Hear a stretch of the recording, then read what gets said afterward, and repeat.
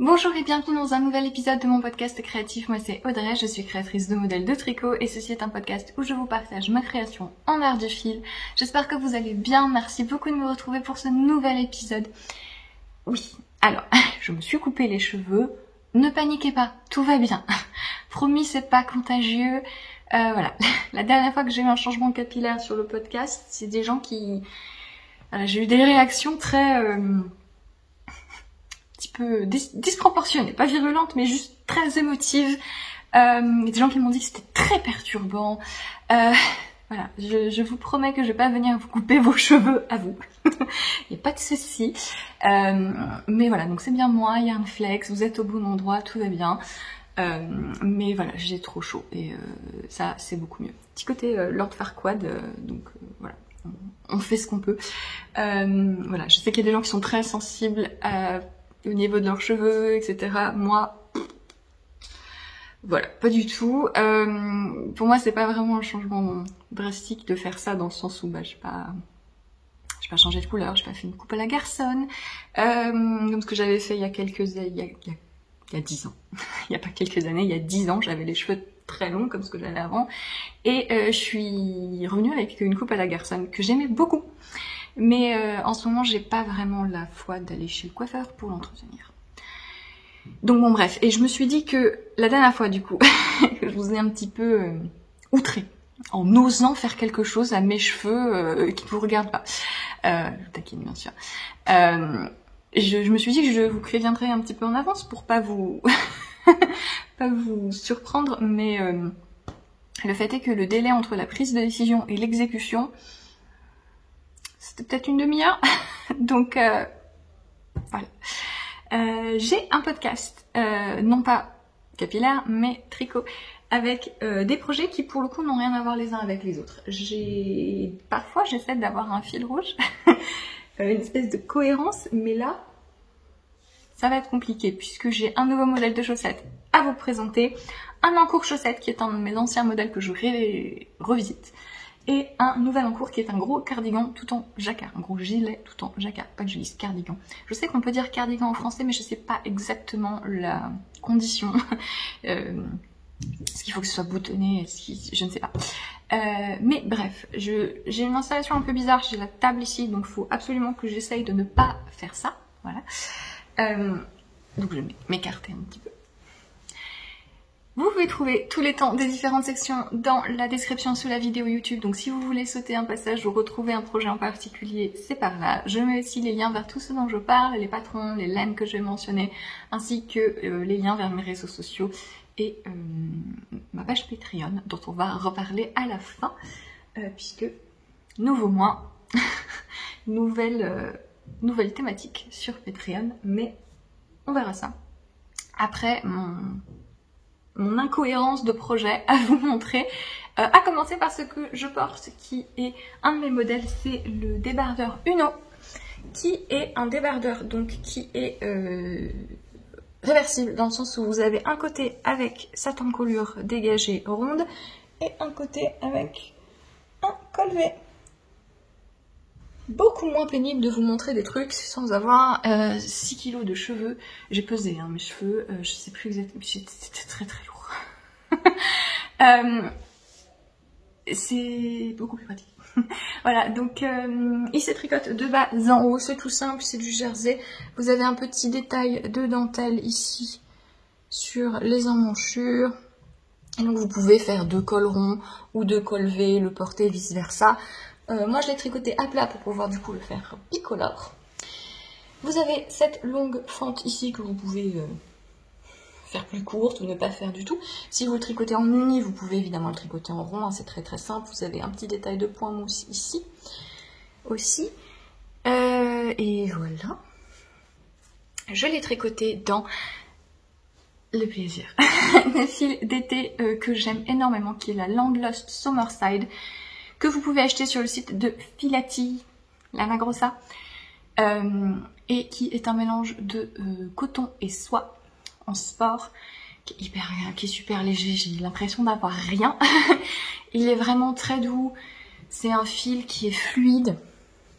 Voilà, Je pense que si vous avez jamais testé des fils végétaux, les fils estivaux, que vous avez un peu peur de pas savoir comment gérer le coton qui peut être trop ferme, le lin qui peut être un peu dur à tricoter, le bambou, etc. qui peut être trop lisse, ça c'est un excellent fil qui est hyper polyvalent, qui a une jolie définition. Bon là on voit pas, mais on voit pas trop, mais si vous faites de la dentelle, des torsades, j'ai fait d'autres projets avec, c'est hyper joli aussi.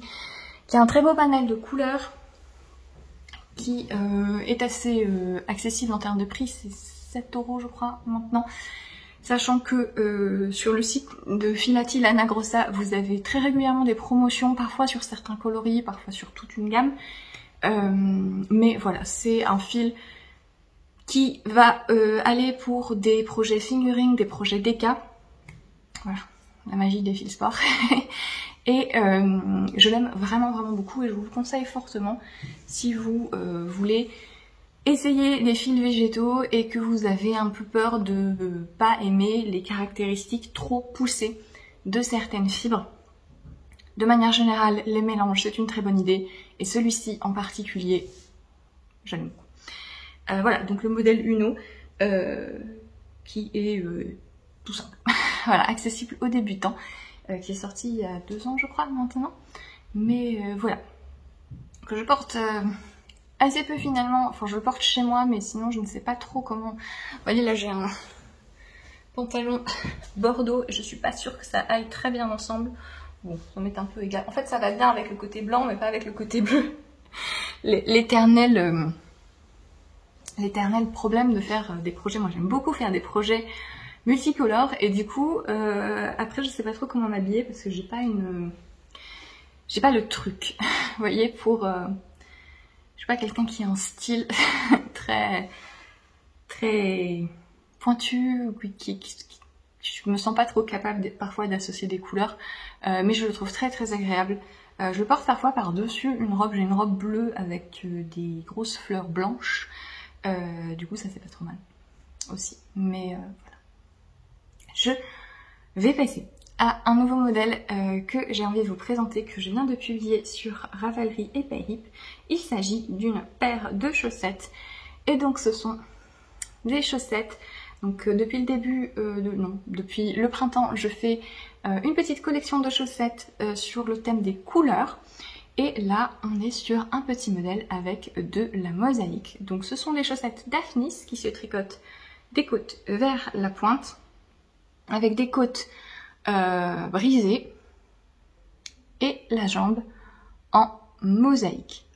Donc la mosaïque, si vous ne savez pas ce que c'est un jeu de couleurs qui, contrairement au jacquard, se fait en tenant une seule couleur à la fois et en fait on glisse des mailles. On glisse les mailles qu'on veut garder dans la couleur précédente et on tricote les mailles dont on veut changer la couleur. Et ça fait généralement des motifs assez géométriques. C'est une technique que vous pouvez faire en jersey, en point mousse ou en mélange des deux. Ici on est sur donc une base point mousse et donc c'est un petit motif très simple. Donc si vous n'avez jamais fait de mosaïque, c'est tout à fait accessible aux débutants. Vous pouvez le faire comme moi, ce que j'ai fait sur toute la jambe ou un petit peu. Vous pouvez évidemment allonger la jambe, tout est toujours très personnalisable sur les chaussettes de manière générale. Et ensuite sur le reste de la chaussette, vous avez un point, comme un point de semis. Je ne veux pas faire la mise au point. Non. Bon, ce sont des petites mailles en verre qui font un petit point texturé sur le dessus du pied. La semelle, donc le dessous du pied, est tout en jersey. Vous avez 2 talons dans le patron. Moi j'ai fait le talon avec un renforcement et un gousset qui est celui que je préfère, mais vous avez aussi des instructions pour faire un talon avant raccourci à l'allemande. Et voilà. Les instructions pour la mosaïque sont sous forme de diagramme et sous forme écrite, donc si vous êtes débutant, c'est toujours bien d'avoir les deux. Le diagramme, et je remercie mes testeurs qui m'ont rappelé que c'était une bonne chose à faire, le diagramme a les 2 contrastes, dans le sens où quand vous avez un diagramme de jacquard ou de couleur, vous avez remarqué que je mets carrément mes coudes sur la table, hein, j'ai dit qu'il fallait pas que je fasse ça. Bref, vous avez un fond et un contraste. Généralement, on va mettre un fond clair et un contraste foncé parce que c'est ce qui est le plus visible sur la plupart des gens. Mais si vous avez l'inverse sur vos laines, donc si vous avez un fond foncé et un contraste clair, parfois quand on suit un diagramme qui est un petit peu... qui a des petits motifs géométriques, parfois c'est assez difficile parce que vous devez dans votre tête vous dire alors là je vois un carré blanc mais moi dans ma tête ça veut dire une laine vert foncé et je vois un carré gris foncé mais ça veut dire une laine rose clair, donc vous avez le contraste qui s'inverse, ça peut être assez difficile à suivre et surtout sur un petit motif comme ça où on change tout le temps les couleurs, on peut perdre le visuel.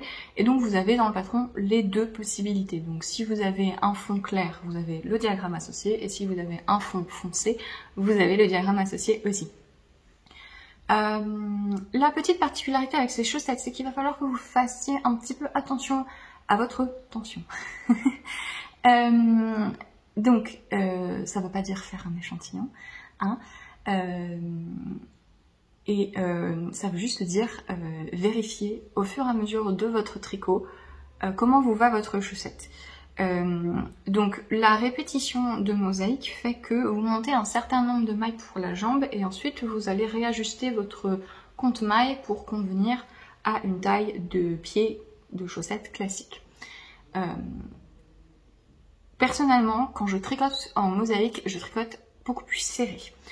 C'est un peu comme le jacquard, vous avez des mailles glissées et donc vous avez des fils qui courent sur l'arrière. Et donc c'est pas aussi inélastique que le jacquard, mais ça fait quelque chose de plus dense et ça peut être, c'est moins élastique. Voilà. Il y a certaines personnes qui par réflexe vont tricoter au contraire plus lâche, donc ça dépend un peu de vous. Et ce qui est indiqué dans le patron, c'est de tenter de faire les côtes et un petit peu de mosaïque dans un numéro d'aiguille un peu plus grand que ce que vous feriez d'habitude. Vous essayez la chaussette et vous voyez, si c'est trop grand, vous descendez de taille d'aiguille, si c'est trop petit, vous augmentez de taille d'aiguille. Ou éventuellement, vous augmentez de taille. Il y a beaucoup de tailles différentes dans le patron, donc vous pouvez vous positionner sur une qui vous conviendra mieux. Voilà. Donc c'est pas un modèle qui est difficile, comme je vous dis. Si c'est votre premier projet en mosaïque, c'est tout à fait accessible. Mais en termes de gestion de la taille de chaussettes, j'espère que vous n'entendez pas tous les bruits parce que forcément il fait chaud et comme c'est assez tôt encore le matin, le soleil arrive juste et donc j'ai les fenêtres ouvertes, mais du coup on entend un peu les voitures et les motos, etc. Et les moutons qui boudent, ça fait très long qu'ils restent à l'ombre en fait. Et là, en face de mon jardin, c'est très ensoleillé, il y a très peu d'ombre. Et du coup, les moutons, ils restent loin et ça fait longtemps que je ne les ai pas vus. Je suis très triste. J'ai des moutons au fond de mon jardin. Voilà, contexte.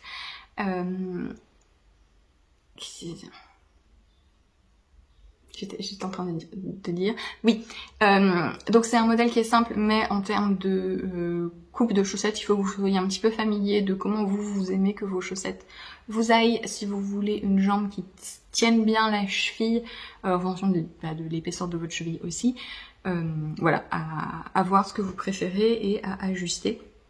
Mais comme toujours, la clé c'est d'essayer au fur et à mesure et d'ajuster selon vos préférences. Mais voilà pour Daphnis, que j'ai tricoté en Narweta de Filcolana, donc qui est une laine à chaussettes industrielle que j'aime énormément, que vous trouvez chez pas mal de revendeurs en France, Triscott notamment. Arrête de toucher la table, oulala.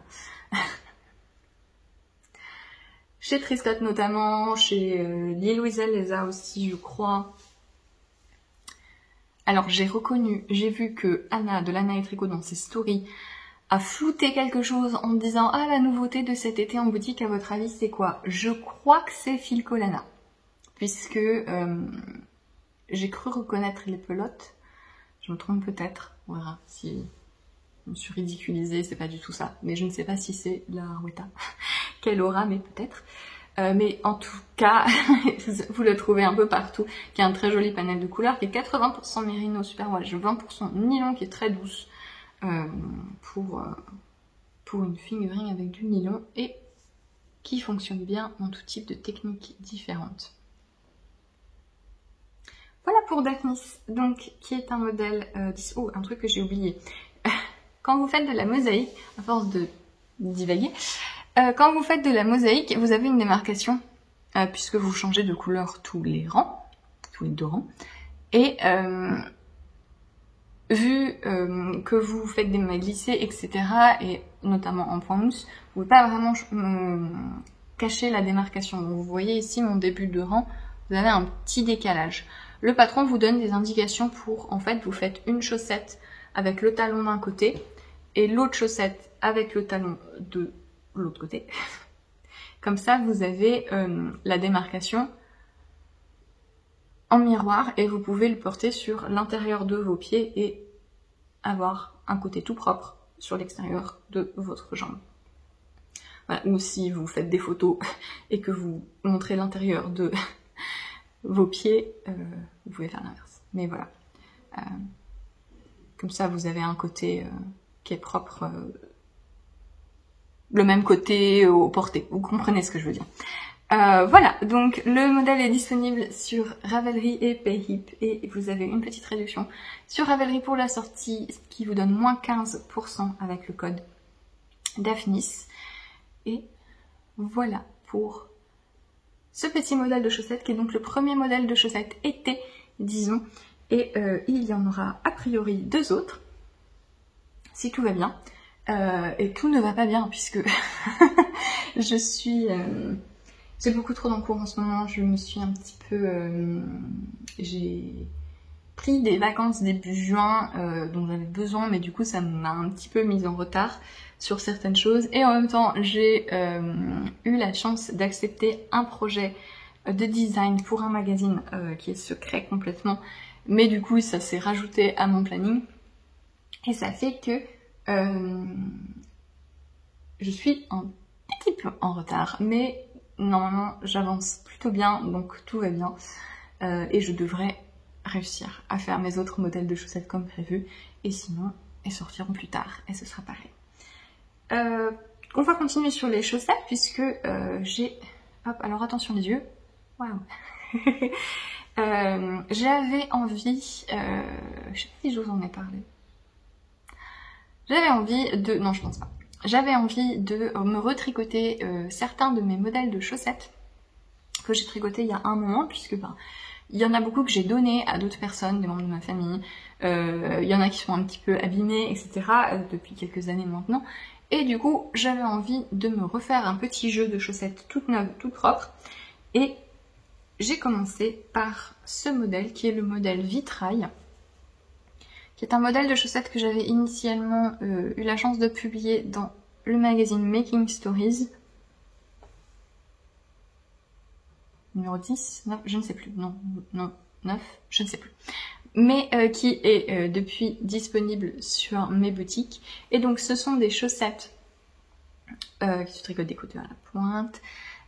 C'est vraiment la méthode que je préfère. Hein. Chaque personne a un peu ses... c'est une question d'habitude, mais pas que aussi, parce que ça dépend vraiment de ce que vous aimez tricoter, de comment vous appréhendez la position de votre talon, du type de talon que vous aimez faire. Moi personnellement, pour le talon à renforcement à gousset, je trouve beaucoup plus simple de le faire de haut en bas, parce que là en fait, si vous le faites dans l'autre sens, il faut que vous jaugiez exactement à quel moment commencer à augmenter pour le gousset, et du coup il faut bien connaître son échantillon en rang si vous voulez augmenter d'une certaine circonférence, pour avoir le temps de faire toutes vos augmentations pour le gousset. Et moi ça m'a trop de précision pour mon petit cerveau pour des chaussettes. Donc je préfère vraiment les faire dans ce sens-ci, d'autant plus que je déteste rabattre les côtes et que je n'aime aucun des rabats élastiques qui existent. Donc je fais toujours mes chaussettes dans ce sens-là. Enfin, pas toujours, parce que du coup j'ai essayé l'autre version et j'aime pas. Et j'aime pas. Et moi, le remaillage à la fin ne me dérange pas. Je me suis fait une réflexion récemment. Tout le monde est en train de faire, tout le monde est fan du rabat à l'italienne. vous savez, qui est un rabat très joli, qui a un effet comme le rabat tubulaire, des côtes qui se fondent vers l'intérieur, qui est un rabat qui se fait à l'aiguille. Toutes les personnes qui font des rabats à l'italienne, quand vous devez faire des remaillages et que vous hurlez à la mort, vous n'avez pas une petite dissonance, hein? C'est la même chose. Voilà, donc prochaine fois que je vois quelqu'un qui se plaint d'un remaillage et que cette même personne fait des rabats à l'italienne à tout va sur des pulls, sur des centaines et des centaines de mailles en côte, c'est pas exactement la même chose, c'est un peu la même chose. Petite taquinerie. Bref.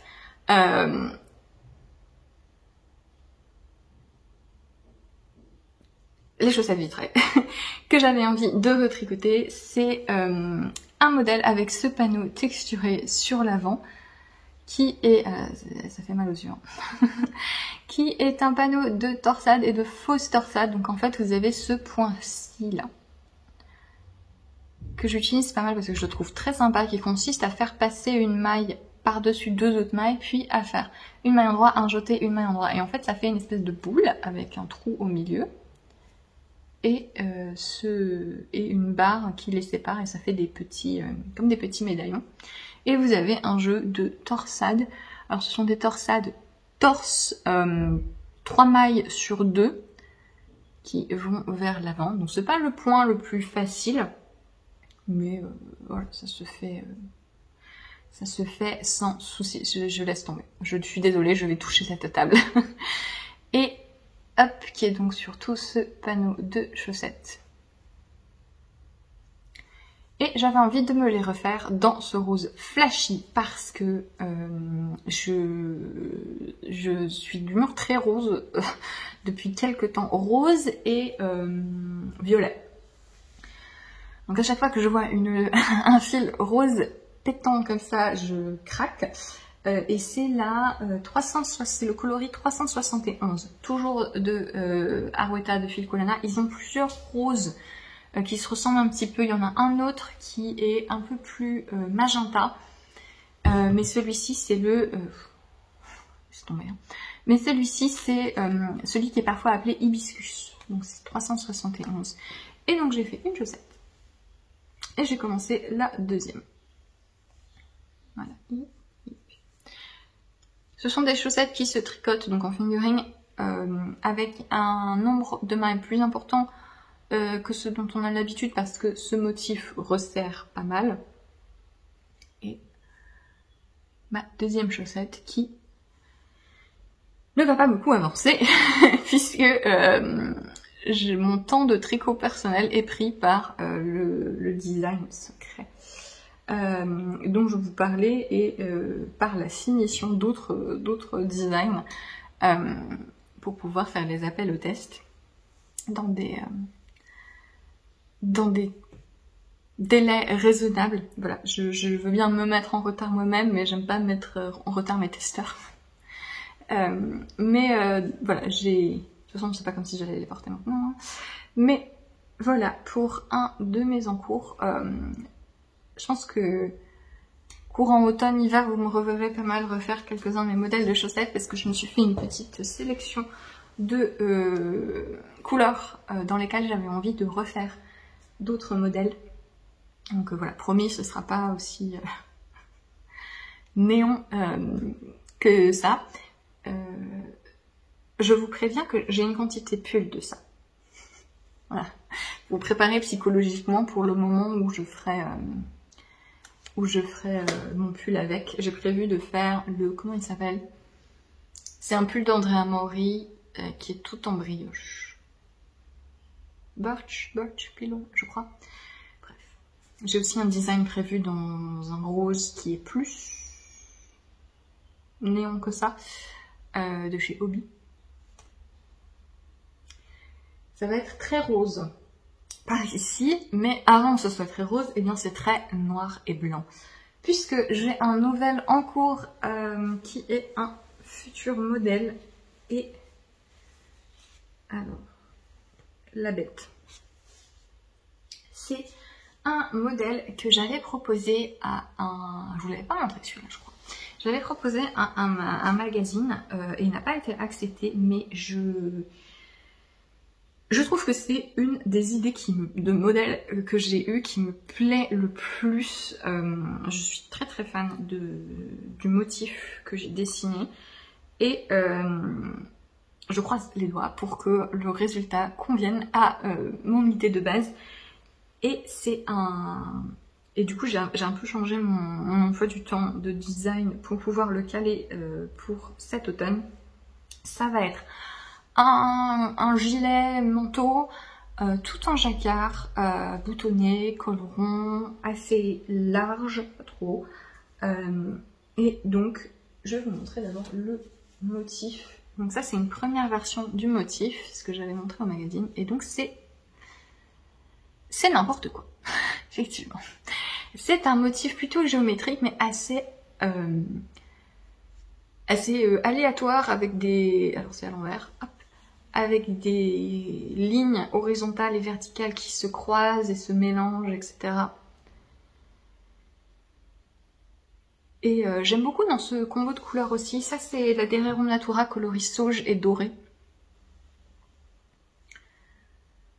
C'est un motif qui, je pense, va être super sympa dans des contrastes très doux, comme dans des contrastes très forts. Je rêve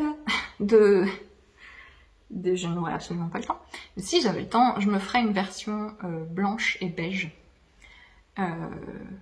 Je pense fortement le suggérer lors de l'appel au test pour voir si ça fait rêver d'autres personnes. Oh, vous imaginez en blanc et rose aussi. Ok. Bref. Moi, j'ai décidé de le faire en noir et blanc, en espérant que du coup il soit plus facilement portable, malgré mon inaptitude à construire des tenues cohérentes niveau couleur. Mais donc c'est un gilet qui va être entièrement stické sur le devant, le col et les emmanchures pour pouvoir le tricoter en rond tout le temps. Si vous n'aimez pas les sticks et que vous vous sentez de faire la modification pour que ce soit à plat, c'est jamais quelque chose de très compliqué. De faire le basculement si vous préférez le jacquard à plat, si vous faites partie de ces illuminés taquines. C'est jamais quelque chose de très compliqué à changer, hein.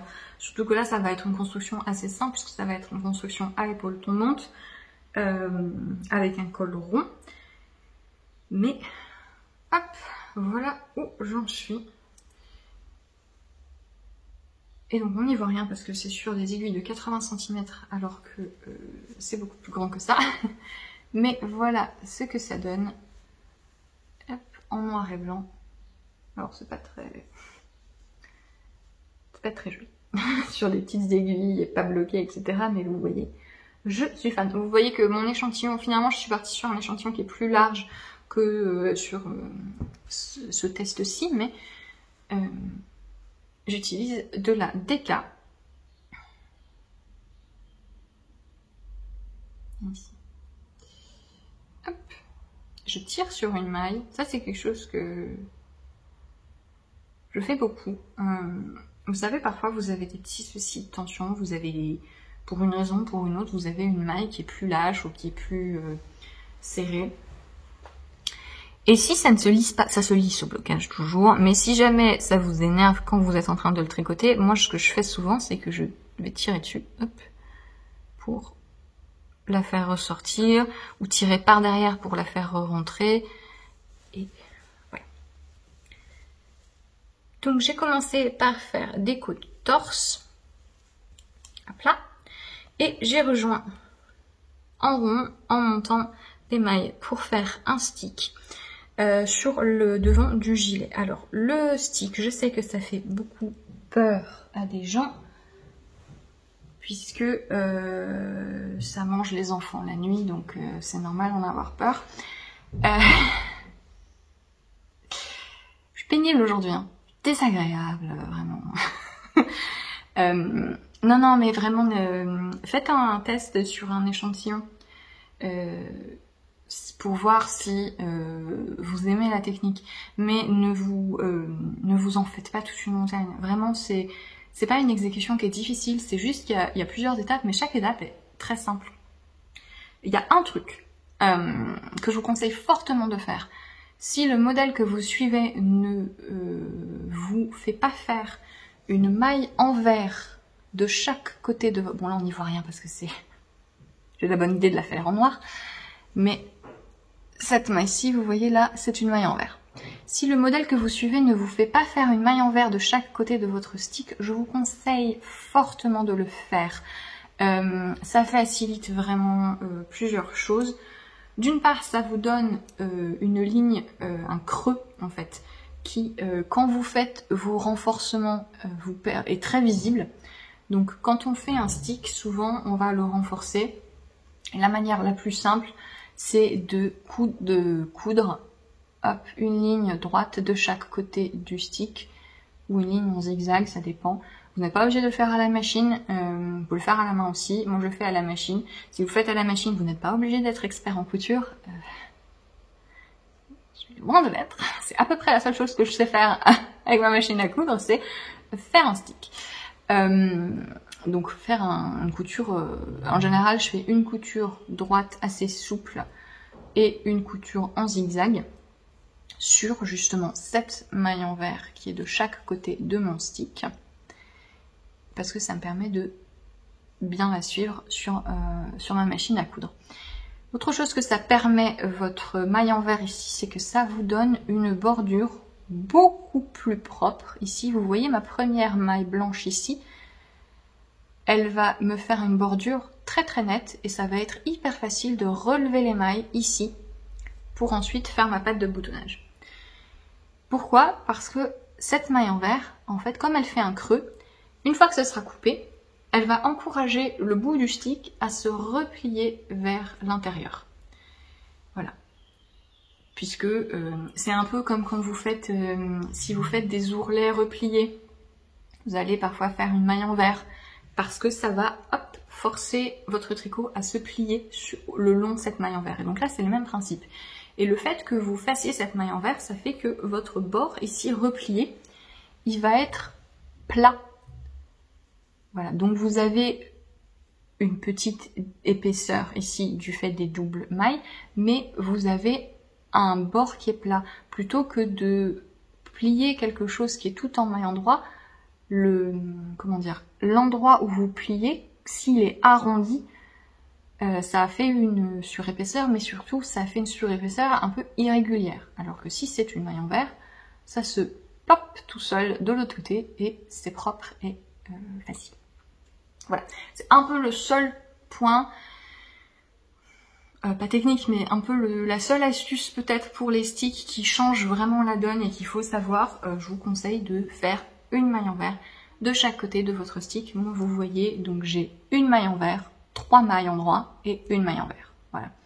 Les sticks, généralement, c'est entre 5, 7 mailles, etc. Un nombre impair. Et je couperai, en fait, dans cette maille noire ici au centre. Après avoir fait un renforcement au crochet. Vous avez plein de tutoriels en ligne qui vous expliquent les étapes. Moi, ce que je fais, donc, c'est que je couds. Je passe à la machine pour faire un couture renforcé.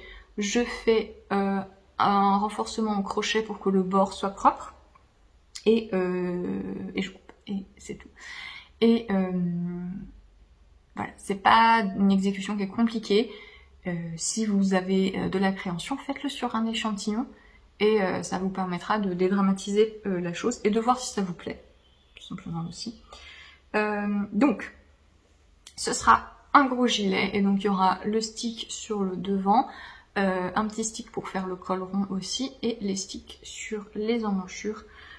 C'est vraiment pensé comme un gilet d'extérieur manteau en fait.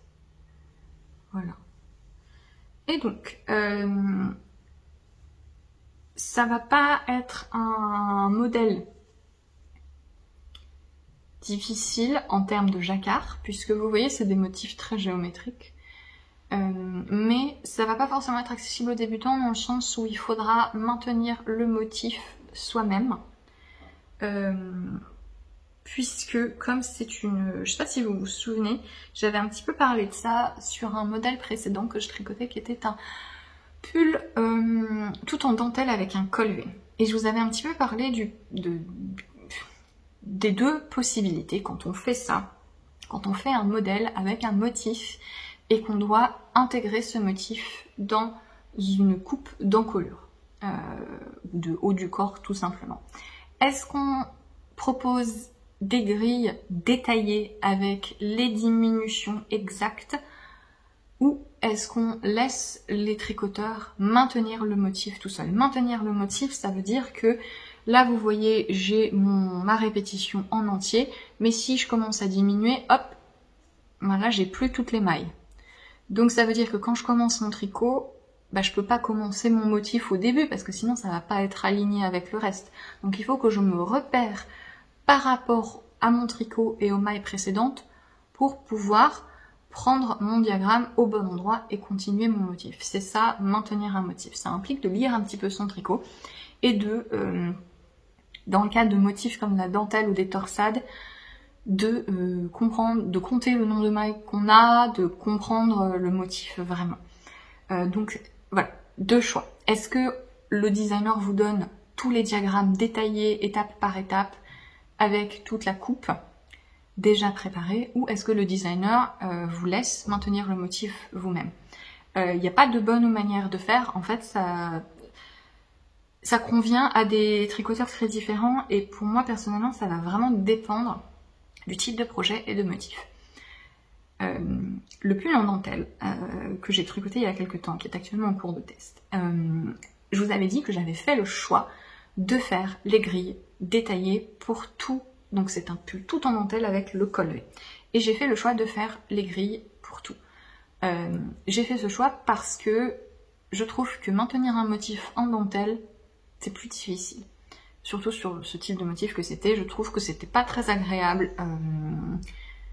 à conceptualiser et qu'on se posait beaucoup de questions, que c'est un motif de dentelle où vous avez les jetés d'un côté mais les diminutions assez éloignées. Donc c'est compliqué de compter le nombre de mailles qu'on a. Voilà. Je trouvais que c'était plus agréable d'avoir les grilles toutes faites. Ça a un inconvénient. L'inconvénient, c'est que ça vous bloque la hauteur du tricot.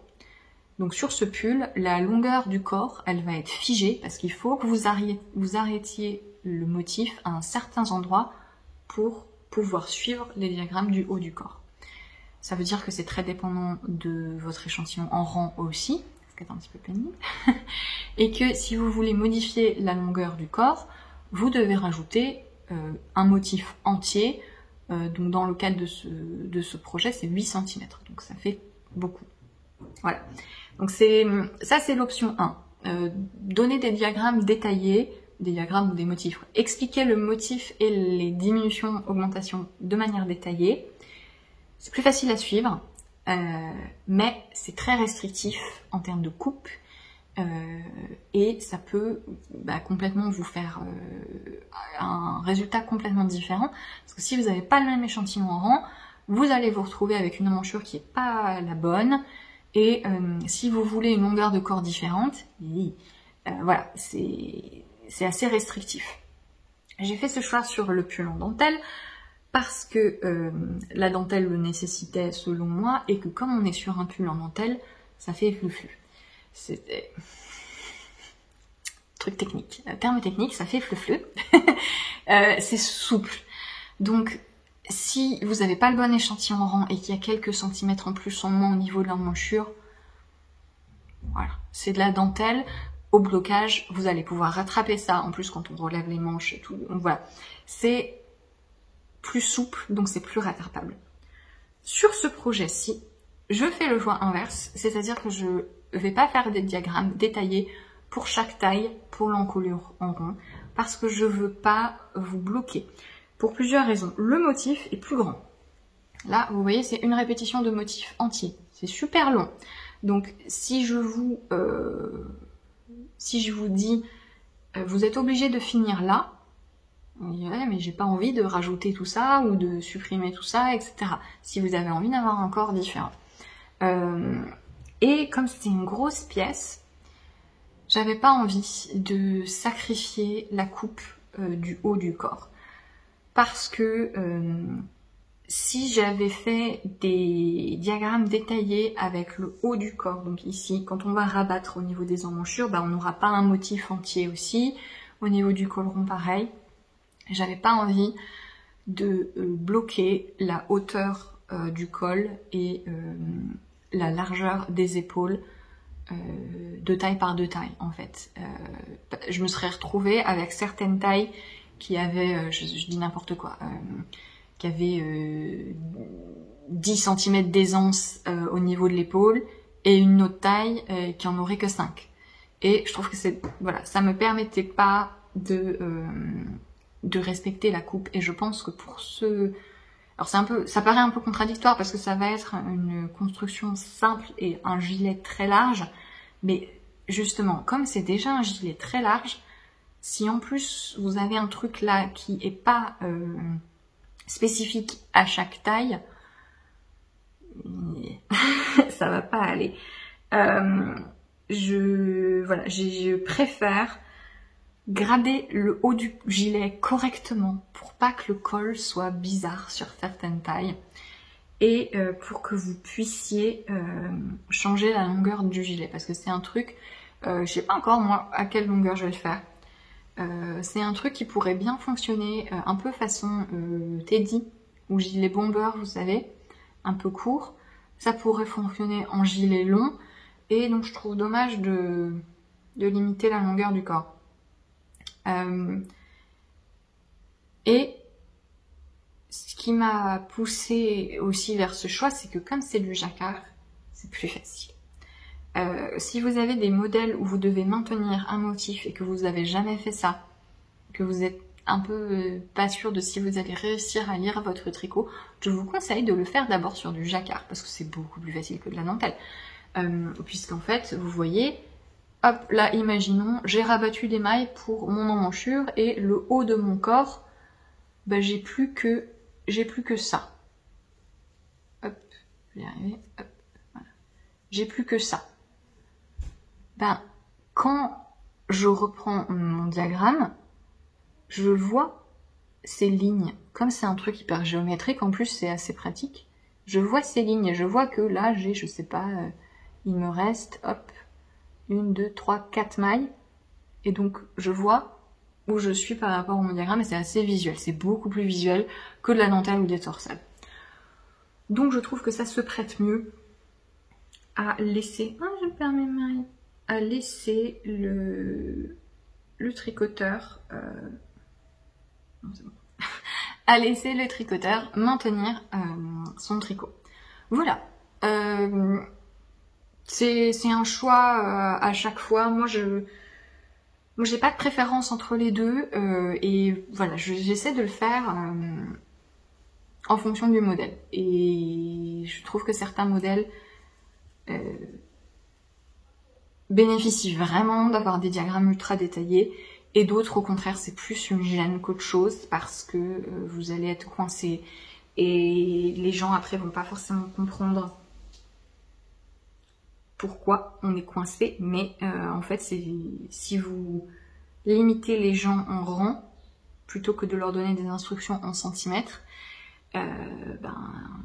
vous allez figer les hauteurs, et sur des hauteurs d'emmanchure, sur des longueurs de corps, parfois c'est un peu dommage.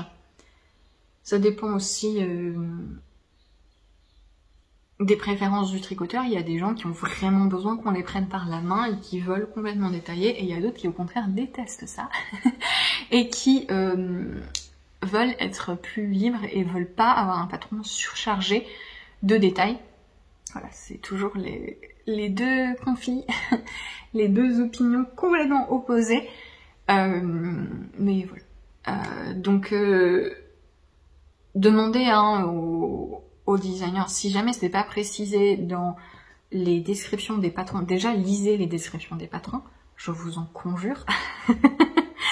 En tout cas, moi, je mets quand même beaucoup, et je sais que du coup c'est un peu...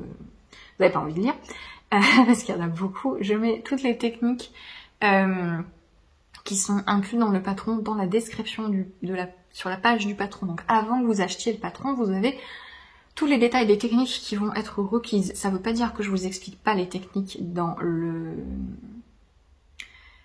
patron, mais si j'écris des trucs du style maintenir le motif, ça sous-entend que vous allez devoir apprendre vous-même ou chercher comment faire, etc. Si j'ai un point particulier ou autre, j'écris qu'il y a une vidéo incluse, par exemple, etc. Mais ça vous permet de voir si le patron a des techniques qui vous plaisent aussi, parce que des fois vous avez vos propres préférences, et j'ai parfois des gens qui achètent mes patrons de chaussettes par exemple et qui se plaignent que c'est fait des côtes vers la pointe. Je me dis mais c'est marqué, hein, c'est voilà. Ne partez pas du principe que vos préférences sont celles de tous et que un bon patron doit avoir vos goûts à vous, en fait. Voilà. Donc regardez les descriptions des patrons, et si jamais vous avez des questions et vous n'êtes pas sûr si telle ou telle chose est incluse dans le patron, n'hésitez pas à demander au designer, parce que de toute façon, si c'est pas écrit dans la page du patron, ça devrait l'être. Quelque chose du style, est-ce qu'il y a des instructions écrites qui correspondent au diagramme ou pas. Voilà, moi c'est quelque chose que j'écris, mais ça peut m'arriver d'oublier. Mais c'est quelque chose que j'écris, mais c'est pas le cas de tous les designers, donc n'hésitez pas à demander, et puis s'ils vont répondre pas, vous demandez à quelqu'un qui a tricoté le patron. Mais voilà. Voilà. Donc, tout ça pour dire que ce sera pas un patron difficile, mais ce sera pas non plus forcément adapté pour un premier projet en jacquard, dans le sens où vous devrez maintenir le motif vous-même sur le haut du corps. Donc je vais tricoter le corps en rond, toujours. Au niveau ici des emmanchures, je vais rabattre quelques mailles sur les emmanchures et je vais remonter des mailles pour faire un stick sur les emmanchures, pour tricoter en rond, jusqu'à le col, où je vais rabattre pour le col en rond et remonter quelques mailles pour refaire un stick. Pour le col, former, mais j'aimerais bien avoir une encolure ronde, voilà, un peu façon Teddy. Je dis Teddy, vous savez, c'est un peu les vestes de baseball, ce genre de truc. Une encolure ronde, et une fois que on aurait atteint la hauteur d'emmanchure voulue, je ferai quelques rangs raccourcis dans mon coloris principal. Je pense que j'arrêterai le jacquard à ce moment-là, sauf si ça fait vraiment bizarre, mais je pense pas. Quelques rangs raccourcis sur les épaules. On coupera tous les sticks. Et on relèvera les manches autour de l'emmanchure pour tricoter les manches en rond. Et alors là, ça va être rigolo parce qu'il fait... J'ai pas encore fait les calculs pour les manches, mais comme c'est un gros motif, voilà, je verrai si je le coupe pour les manches ou autre. Petite particularité. Pour que le motif soit symétrique sur le devant, vous voyez, donc là il y aura ma patte de boutonnage, vous voyez le motif est symétrique devant et part voilà, part comme ça. Au niveau du centre dos, on change. Donc j'ai fait 2 grilles différentes, enfin en fait j'ai fait 4 grilles différentes parce qu'il y a les 2 contrastes là aussi. Donc vous avez une grille jusqu'au centre dos, et hop, au niveau du centre dos, vous échangez, vous voyez, vous avez un jeu de symétrie au centre dos pour l'avoir devant. En fait c'est la même grille, c'est juste qu'elle est inversée verticalement, donc quand vous avez ce genre de choses, vous pouvez suivre la même grille et une fois la suivre dans le bon sens, donc de droite à gauche, et l'autre fois la suivre de gauche à droite. Mais bon, j'ai fait 2 grilles quand même, parce que moi ça me perturbe de suivre la grille dans le mauvais sens. Mais voilà, et sur certaines tailles, le motif n'est pas complet à la fin, donc il faut finir et commencer à un certain endroit. Voilà, c'est ce genre de détail qui va faire que c'est pas forcément ultra débutant, mais si vous avez déjà fait des vêtements avec une construction de bas en haut, si vous avez déjà fait du jacquard, voilà, ce sera pas difficile. Il faudra juste bien suivre la mise en place. J'ai essayé de tout bien détailler, telle partie du corps, tel machin, etc. C'est marrant parce que quand j'écris au début du processus de création du patron, j'écris un premier jet d'instruction. Et je me retrouve avec des pavés comme ça. Et puis quand je tricote le truc, je lis mon propre patron en fait. Je me dis non mais là, tu saoules là, arrête. Et du coup je supprime plein de trucs, je simplifie. Voilà, j'arrive à éditer mon propre texte pour avoir des phrases beaucoup plus concises et pas répéter 6 fois la même chose. Mais du coup j'ai bien détaillé partie par partie, donc je pense que c'est gérable. Mais voilà. Pour ce projet qui est fait, parce que j'ai pas du tout parlé de la laine du coup, j'ai choisi de le tricoter avec la Peer Gynt de Sandnes Garn, donc qui est une DK worsted. Elle est quand même assez épaisse, moi je trouve. Je la tricote avec des aiguilles 4 mm. J'ai un échantillon de 22 mailles sur 10 cm et je trouve que ça fait quand même quelque chose de plus dense que ce que je pensais pour 22 mailles. Mais du coup c'est bien parce que ça va vraiment faire un manteau. Et je suis ravie. Mon envers, si vous voulez vous énerver. Voilà. Un croisement des fils ici. Donc voilà, 22 mailles sur 10 cm. Donc tout fil DK irait bien. Un fil sport un peu gonflant aussi. Dans ma tête, donc c'est de la laine norvégienne, dans ma tête, je pensais que la Peer Gynt de Sandnes Garn, c'était comme la laine Rauma, de la marque Rauma. J'ai tricoté un pull avec la finule, donc la fingering de Rauma, qui est aussi la laine norvégienne, à tes souhaits. Et je pensais que c'était le même fil, mais non. Et alors c'est marrant parce que le noir est plus piquant que le blanc, ça c'est un truc qui arrive assez souvent, ça dépend du mouton. Mais non, elle est plus douce que l'aroma, je pensais que c'était le même fil, mais non pas du tout.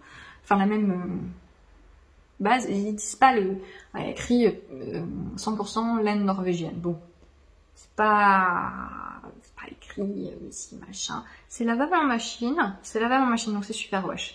Les marques scandinaves n'utilisent pas trop les termes superwash et non superwash. En fait, vous avez le logo du lavage en machine. Et ça veut dire que c'est superwash en fait. Mais ils n'utilisent pas forcément le terme. Et je pense que peut-être la finule de Roma n'est pas superwash. C'est peut-être ça la différence. Mais voilà, j'étais surprise parce que je pensais que c'était un fil beaucoup plus piquant, mais non.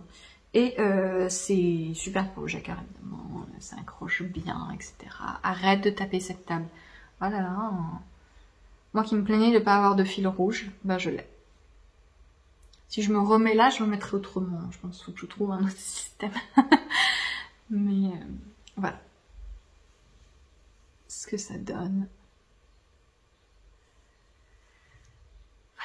Donc je suis très contente, ça avance vite, hein, ça monte vite mine de rien parce que j'ai tricoté, ça c'est peut-être l'équivalent d'une journée de travail de tricot dessus, donc peut-être 6 heures. Ça avance assez vite. Grosse main, je n'ai pas l'habitude de tricoter en déca. Ouais, donc c'est 10,99 le noir et 10,12 le blanc. Je sais pas quel blanc c'est, je pense que j'ai pris le blanc naturel. Vous savez, il y a toujours un blanc, un écru, un blanc cassé, etc. Donc voilà. Mais j'avais envie de la tester. Je l'ai trouvé chez Laine et Tricot. Et voilà pour ce projet de gros gilet qui sortira cet automne. Si je n'implose pas avec tous mes encours d'ici là. Mais voilà. J'espère qu'il vous plaît parce que moi je sais que c'est difficile de se projeter comme ça. Mais moi je suis tellement fan d'automotif, je sais pas, ça m'amuse beaucoup. C'est hyper sympa à tricoter parce que c'est intuitif, il y a beaucoup de rangs qui sont les mêmes avec juste un petit décalage et du coup c'est assez rigolo de voir les... Je sais pas, on dirait un peu un langage du morse ou je ne sais pas, quelque chose comme ça. Ça c'est mon motif préféré, celui-là. avec les petits points. Voilà.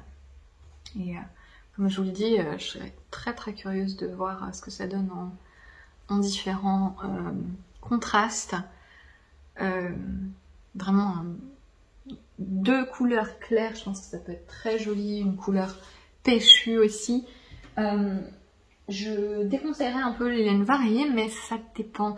Et il faudrait qu'il y ait un fort contraste quand même, donc genre un blanc et une laine variée où il y ait des variés, mais des variés foncés.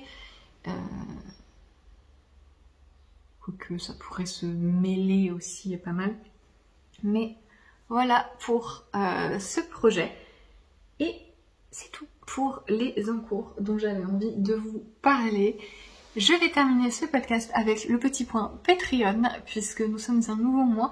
Et j'ai une page Patreon que vous pouvez rejoindre si vous voulez soutenir mon travail. Vous avez plusieurs niveaux sur Patreon.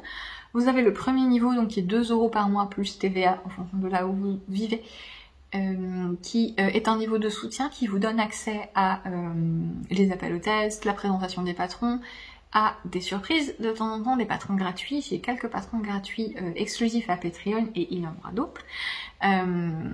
Et vous avez le niveau 2, 5 € et le niveau 3 à 10 €. Les deux vous donnent 1 ou 2 patrons au choix par mois sur mes boutiques et une vidéo par mois dédiée. Alors un peu plus puisque maintenant je fais des vlogs un peu créatifs tous les 2 mois. J'en ai publié un pour juin par exemple, maintenant il y en a 3.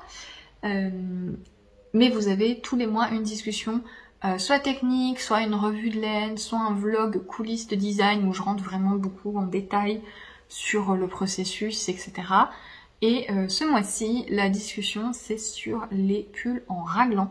Donc c'est un aperçu général des constructions en raglan, de comment ça fonctionne, de comment construire un raglan, un petit peu pour vous donner des pistes si vous voulez faire le vôtre ou si vous voulez savoir comment adapter un modèle à quelques préférences. Voilà. Donc ce sont des vidéos qui sont disponibles tout le temps, donc ça veut dire que quand vous rejoignez Patreon, vous avez accès au catalogue de toutes les vidéos passées. Donc maintenant il y en a beaucoup, je pense qu'on approche les 50 vidéos. Ouais, ça doit être ça. Et donc il y a beaucoup de choses à voir et si ça vous intéresse, je serais ravie de vous retrouver sur Patreon. C'est un abonnement qui est flexible, donc vous n'hésitez pas à venir juste 1 mois pour prendre un truc et à repartir. Moi ça me convient très très bien. C'est plus accessible d'acheter les patrons de vêtements de cette façon, par exemple. Si vous voulez un modèle 1 mois et que vous vous dites tiens pourquoi pas aller sur Patreon pour regarder les vidéos aussi, vous pouvez directement y aller, prendre votre code pour le patron gratuit et ça revient moins cher au niveau 2 que d'acheter le patron entier, enfin normalement, via Ravelry ou autre. Voilà pour ce petit blabla de juillet, j'espère que cette vidéo vous aura plu. Je vous retrouverai à la fin du mois pour mon dernier modèle d'été qui, voilà, qui sortira le 20 normalement. Que vous allez bien, je vous retrouve bientôt et je vous souhaite une très bonne fin de journée, après-midi, soirée, peu importe quand vous regardez cette vidéo et je vous dis à plus tard.